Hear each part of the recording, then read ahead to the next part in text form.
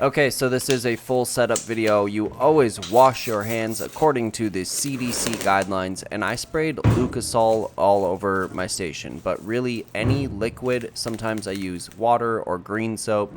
We just want the cling wrap to stick to the surface so that it keeps everything in place, nice and neat. Next up, we're putting down a dental bib, and again, I like to tape this down so that everything stays nice and neat throughout the entire tattoo process. And the dental bib just keeps everything clean because no liquids can leak through it. From here, we need to get our green soap or distilled water, whatever you prefer, and make sure that it is bagged and tagged and sealed up properly, nice and neat. Next up, we're going to wrap our machines. So for the Bishop wand, I do use a disposable grip. This grip is from Wand, and these are great. They make everything super easy. So from here, put your machine into the machine bag and pull it over the threading. You want to pull it back far enough so that your grip can fit onto the machine. And once you get your grip onto the machine, I like to twist up all the excess bag and tape that down. Again, I'm always keeping everything super tight, nice, and neat. Oh, and the tape I use is just a medical tape. You can get a pack of it from Painful Pleasures. And next up is the Sensi Wrap or grip tape, whatever you prefer, but this is basically just for comfort on the machine.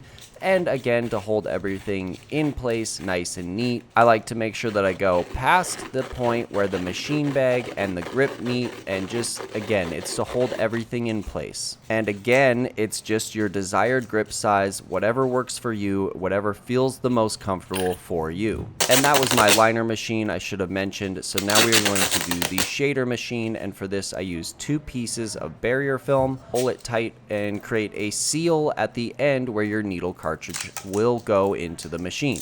And I know I sound like a broken record, but I'm going to tape everything off to hold it in place so that we keep everything nice and neat. Once you get the grip twisted back onto the machine, you want the second barrier film to overlap ever so slightly with the first barrier film. And as always, I'm taking the end of this, pulling it tight and taping it down as well. And again, next up is the Sensi Wrap or grip tape, and again, I'm just wrapping this to my comfort level, what feels good for me, and typically one roll of grip tape or Sensi Wrap will wrap both of my machines, my liner, and my shader. And if you don't know how thick you should go on these, just test different thicknesses until you find the one that makes you feel most comfortable. And based off the design we are doing today, we are going to be using 3 different needle sizes, which are a 14 round liner, as well as a 9 curved mag and a 15 curved mag. And what needles you choose just depend on the size of the tattoo and which needles will work best to get into those spaces